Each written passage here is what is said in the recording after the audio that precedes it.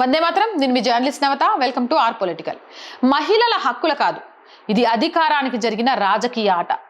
మహిళా reservation bill పడిపోయింది అంటున్నారు, కానీ నిజం ఏంటంటే ఇది యాదృచ్ఛికంగా పడిపోలేదు. పార్లమెంట్ లో 33% సీట్లు మహిళలకు ఇవ్వాలి. 40 సంవత్సరాలుగా పెండింగ్ లో ఉన్న హక్కు ఇది. కానీ ఒక చిన్న లైన్ ఉంది, అదే మొత్తం గేమ్. సెన్సెస్ పూర్తయ్యాక డీలిమిటేషన్ తర్వాతే అమలు అని. అంటే చట్టం ఉంది, కానీ తాళం చెవి సెన్సెస్ దగ్గర ఉంది. 2021లో జరగాల్సిన సెన్సెస్ ఇంకా జరగలేదు.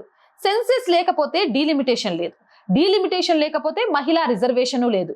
చట్టం పాస్ చేశారు, అమలు మాత్రం ఎప్పుడో తెలియదు. ఇది డిలే కాదు, ఇది ఒక డిజైన్. ఇప్పుడు రెండో గేమ్ డీలిమిటేషన్. మొదట భయం క్రియేట్ చేశారు, సౌత్ నష్టపోతుంది, మన వాయిస్ పోతుంది. ఈ నెరేటివ్ ని ఎవరు నెట్టారు? కాంగ్రెస్ మరియు వారి అలైడ్ పార్టీలు. 2010లో రాజ్యసభలో పాస్ చేసి లోక్సభలో అడ్డుకున్న చరిత్ర వారిది. నాడు లేని ఓబీసీ కోటా రాగం నేడు బిల్లు ఆపడానికి కొత్తగా అందుకున్నారు. హిస్సా చోరీ, ముందు కాస్ట్ సెన్సెస్, ఇది ఫెడరల్ స్ట్రక్చర్ కి ప్రమాదం అని ఒకేసారి 3 దశల్లో డిబేట్ తిప్పారు. చట్టం చేసిన క్రెడిట్ ఇవ్వకూడదు, అమలుని మాత్రం సాగదీయాలి, ఇదే ప్లాన్. కానీ అదే సమయంలో ప్రతి రాష్ట్రానికి 50% సీట్లు పెంచుతాం, ప్రొఫెషనల్ గా షేర్ అయిన అలాగే ఉంటుంది అని క్లారిటీ ఇచ్చారు. అంటే సమస్య సాల్వ్ అయింది, అయినా ఎందుకు అడ్డుకుంటున్నారు? ఇక్కడే అసలు పాలిటిక్స్ బయటపడుతుంది.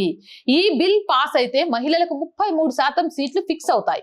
ఇది కేవలం ఒక నెంబర్ కాదు, పవర్ షిఫ్ట్. కానీ ఒక పెద్ద వైరుధ్యం ఉంది. ఓటు వేయమంటే మహిళలు ముందుంటారు, టికెట్ ఇవ్వాలంటే విన్నబిలిటీ లేదు అంటారు.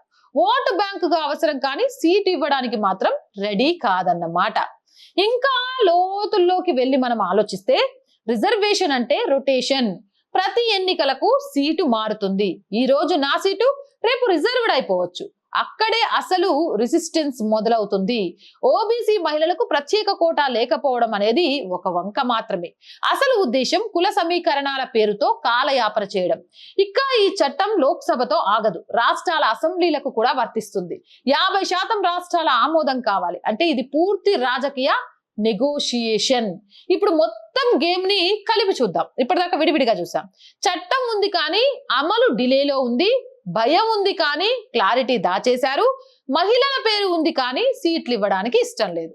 మహిళా రిజర్వేషన్ అంటే సీటు మహిళలది, పవర్ మాత్రం చాలా సార్లు కుటుంబం చేతుల్లోనే ఉంటుంది. ఇది కొత్త విషయం ఏం కాదు. ఇప్పటికే లోకల్ పాలిటిక్స్ లో ఇది జరుగుతూ ఉంది, మనం చూస్తూనే ఉంటాం. ఇప్పుడు అసలు తీర్పేంటి? ఈ బిల్లు ఎందుకు పడిపోయింది? కారణం క్లియర్ కట్ ఒక్కటే, పవర్ ఎవరి చేతిలో ఉండాలో అనే భయం. ఎవరు నష్టపోయారు? మహిళలు. ఇక ప్రజలు గందరగోళమై వ్యవస్థ విశ్వాసాన్ని కోల్పోయింది. ఎవరు గెలిచారు? తమ స్థానాలు కాపాడుకున్న రాజకీయాలు. రాజకీయాలలో యాదృచ్ఛికం అనేది ఉండకూడదు. మహిళల పేరుతో నినాదాలు వేస్తారు, కానీ సీట్లు ఇవ్వాల్సినప్పుడు సిస్టమ్ మొత్తం వెనక్కి తగ్గుతుంది. ఇది హక్కుల పోరాటం కాదు, ఇది అధికారాన్ని వదలని వ్యవస్థ యొక్క నిజమైన ముఖం. అవునంటారా కాదంటారా? మీ అభిప్రాయం కామెంట్ చేయండి. జై హింద్, జై Bharat. R group of channels, R voice, R political, R Sanskriti, 3 మన ఛానల్సే. So please subscribe our channels. Content బాగుంది అనిపిస్తే లైక్ చేయండి, షేర్ చేయండి. ఆర్థికంగా ఆర్ వాయిస్ కి చేయూతను అందించండి. ఆర్థికంగా సపోర్ట్ చేయాలి అంటే సబ్స్క్రిప్షన్ పక్కనే జాయిన్ అనే బటన్ ఉంది. 1 to 5 లెవెల్స్ ఉన్నాయి, ఏదో ఒక లెవెల్లో సపోర్ట్ చేయండి. లేదా స్క్రీన్ మీద గూగుల్ పే, ఫోన్ పేతో పాటు అకౌంట్ డీటెయిల్స్ ఉన్నాయి, మీకు తోచిన సహాయాన్ని అందించవచ్చు.